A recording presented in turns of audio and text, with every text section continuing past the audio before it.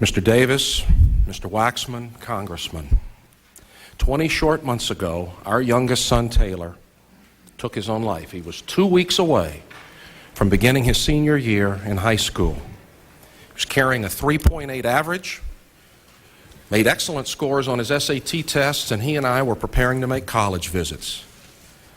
Taylor was well liked by all who knew him. Adults tell us he was one of the nicest young men they ever knew, extremely well-mannered. His kids thought he was one of the nicest kids on campus, a real ladies' man, quite a charmer.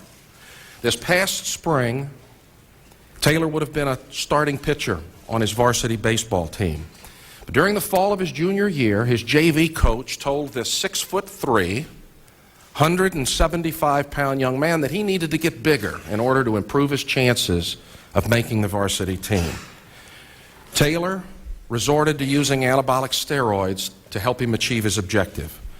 And like the Garibaldis, I am absolutely convinced that Taylor's secret use of anabolic steroids played a significant role in causing the depression, the severe depression that resulted in his suicide. And I've also learned that the events leading up to and including Taylor's suicide are right out of the medical textbook on steroids. Experts put the usage of steroids amongst our high school kids at about 5 to 6% of the overall population. Some of the experts I talked to use numbers more like 1 million kids doing steroids, not 500,000, and I have a personal belief that those numbers are the bottom end of the range, that number's higher. In some parts of the country, studies show that the usage amongst high school junior and senior males is as high as 11 to 12%. Let me put that in context. The kids in my part of the country tell me that as many as 1/3 of the boys that show up to play football under the lights on Friday night are juicing. A number of factors are contributing to the increase in usage amongst our kids. You've asked me to talk about one of them, and I'm happy to do that. I believe the poor example being set by professional athletes is a major catalyst fueling the high usage of steroids amongst our kids. Our kids look up to these guys. They want to do the things the pros do to be successful. And with this in mind, I have several messages for the professional athletes. First, I am sick and tired of having you tell us that you don't want to be considered role models. If you haven't figured it out yet, let me break the news to you that whether you like it or not, you are role models. And parents across America should hold you accountable for behavior that inspires our kids to do things that put their health at risk and that teaches them that the ethics we try to teach them around our kitchen table somehow don't apply to them. Second, our kids know that the use of anabolic steroids is high amongst professional athletes. They don't need to read Mr. Canseco's new book to know that something other than natural physical ability is providing many of you with the ability to break so many performance records, that provides you with the opportunity to make those millions of dollars. Our youngsters hear the message loud and clear, and it's wrong. If you want to achieve your goal, it's okay to use steroids to get you there because the pros are doing it. It's a real challenge for parents to overpower the strong message that's being sent to our children by your behavior. Third, players that are guilty of taking steroids are not only cheaters, you are cowards.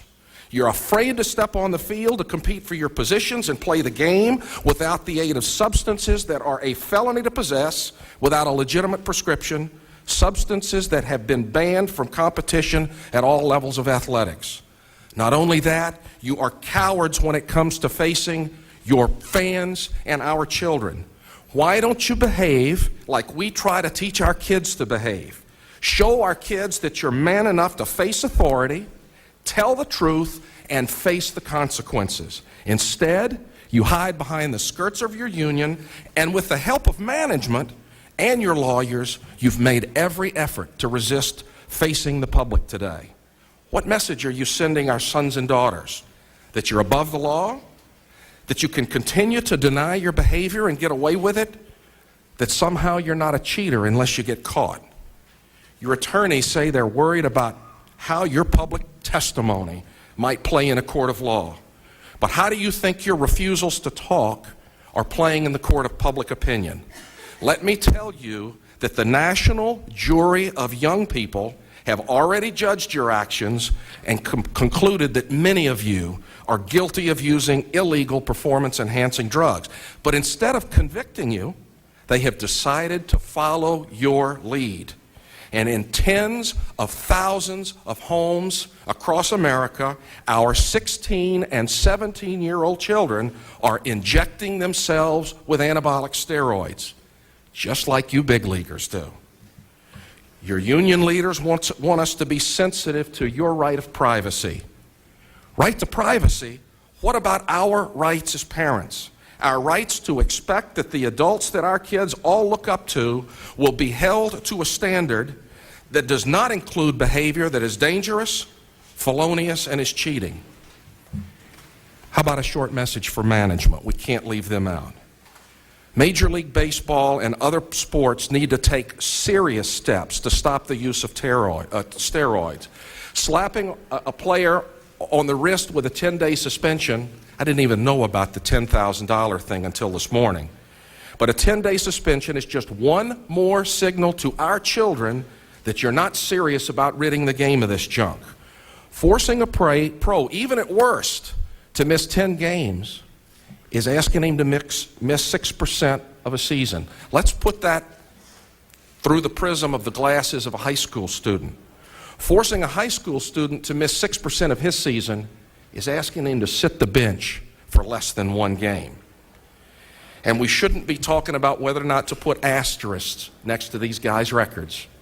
They ought to be thrown out of baseball, and we ought to be turning them over to the authorities to have them arrested and put in jail for the behavior that they've done. Why don't you implement a program that we've heard about today that's a lot closer to the Olympic standard, where cheaters are not able to compete for 2 years after their first offense and banned for life following the second? Just maybe our kids will get the message that you're finally serious about solving this problem. Let me add to the whole discussion that this is not about a collective bargaining agreement. Guys, we are way past that. Steroid usage has become a major health issue and that is affecting the lives and health of our kids, and I encourage the members of Congress to please deal with it in such a manner. A critical weapon that we have in this battle is education.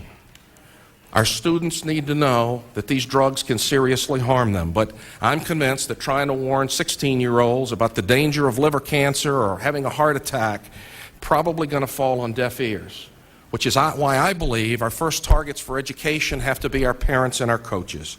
Our parents need to know the dangers of this drug, how to recognize the warning sign, and understand the importance of supervising this with our kids. Our coaches have to be more responsible and accountable for dealing with this situation with their teams. Coaches across the country need to be certified and credentialed to have to pass a test to prove that they are competent to supervise our children. As part of the certification, they need to be trained about steroids and other performance-enhancing drugs and trained to know what to do about it when they find it. And finally, they need to be held accountable for ensuring that their teams are steroid-free. To help fill the education void, we have formed the Hooton Foundation for Fighting Steroid Abuse, the nation's first private organization in this area, working in conjunction with experts like Dr. Gary Wadler here on my left. We would like to explore ways to work with you and others in the government to make our foundation a part of your work going forward. On behalf of my son, Taylor Hooton, Rob Garibaldi, and Efren Marrero, whose parents are with us today, let me implore you to take steps to clean up this mess. Please help us to see that our children's lives were not lost in vain. You have the power to do something about it, and we're counting on you to do so. Thank you. Thank you very much, Mr. Hooton.